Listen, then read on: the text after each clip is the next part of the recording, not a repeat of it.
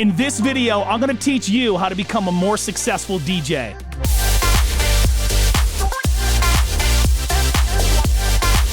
Hey, what up? JR here. I'm a professional DJ and radio personality with iHeartMedia, and I've been living this DJ life for quite a few years now. And over these years, I've been able to learn what it takes to become successful in this industry. And a lot of what I learned was simply based off trial and error. Now, in this video, I'm gonna teach you what it takes to become a more successful DJ.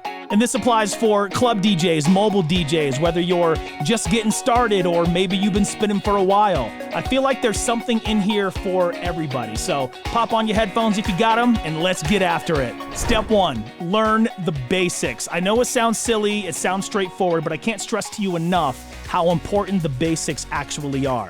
Speaking from personal experience, when I got bit by the DJ bug and I decided that I wanted to, give this a real go, I purchased my first ever controller. It was the Newmark NS7. I remember like it was yesterday.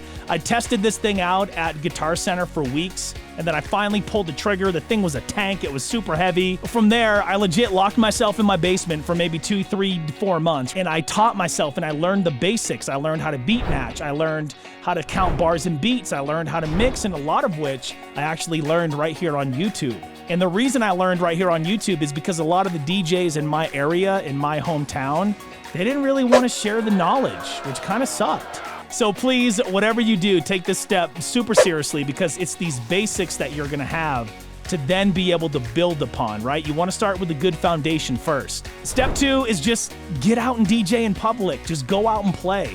Whether it's your neighbor's barbecue or your best friend's birthday party, a Sweet 16, a family event, whatever it is, just get out and go play. And these events that I just named are ones that I took for free, just so I could see if the basics that I had been practicing and building were working.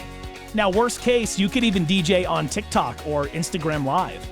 What you really want is a situation where you can put your practice to the test and try to get some sort of feedback from an audience, whether that's a digital audience on TikTok or IG or a real live audience at your neighbor's barbecue. Step 3, record your mixes and upload them online, whether it's SoundCloud, Mixcloud, or any new type of platform like that. It was a mix I uploaded to Mixcloud that ultimately landed me my first mix show DJ gig on my hometown station. This was a huge deal for me. It was a 30-minute mix show, 5 days a week, and I didn't even get paid for it at first, but I didn't care because it was positive encouragement to let myself know that I was going in the right direction. Now, if I wasn't taking step 1 and 2 seriously, there's no way that I would have been ready for this big opportunity. At this time, my skills were still a little bit rough around the edges, you know what I mean? But who's perfect right off the jump? Trust me, if I can do this, then you can do this. Okay, step 4, use social media to promote your brand or service, to connect with potential fans or clients. This sounds like an obvious step, right? But I can't tell you how many times I've seen this overlooked or even just done poorly. Look, you got TikTok, you got Instagram, you got YouTube, right? You got Twitter, you got Facebook, you name it. There are so many opportunities for you to get out and connect with people. And these people you're gonna connect with are the ones that are gonna become your fans. These are the people that are gonna come out and support you.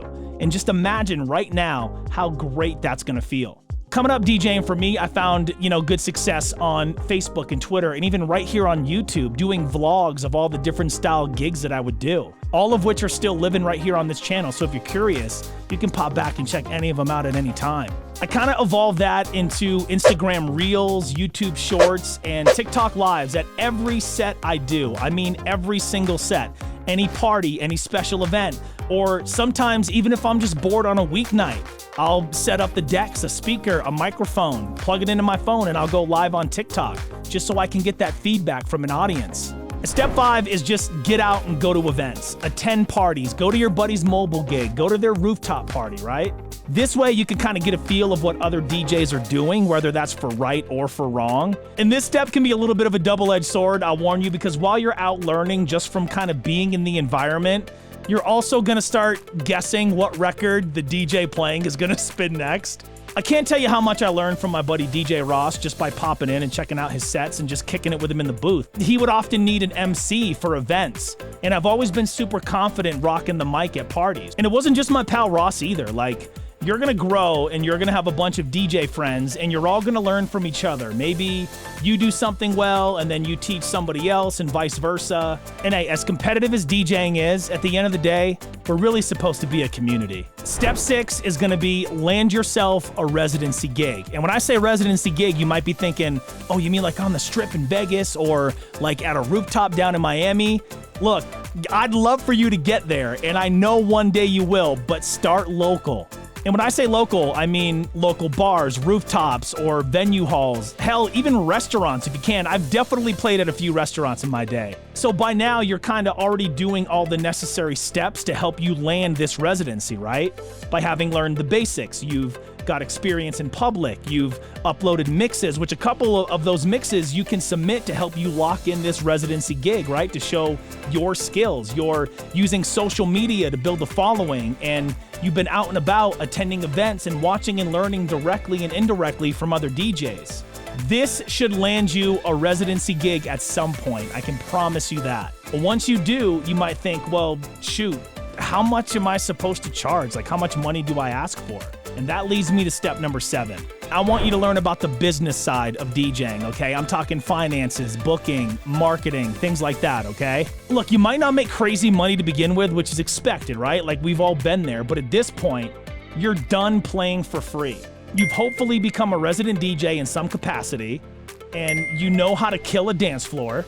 As far as how much you should charge, there are just so many different variables with that, like what size is the venue, how many people are attending, how long are you playing for, what city are you in. There's no like generic dollar amount that I can give you. Typically, whoever is booking you has a budget for entertainment for that week, and you want to go ahead and get a good amount of that budget. The dreaded question for a DJ is, well, how much do you charge? How much do you charge per hour? You're going to hear that a million times. And the answer in our head is as much as we can get, right?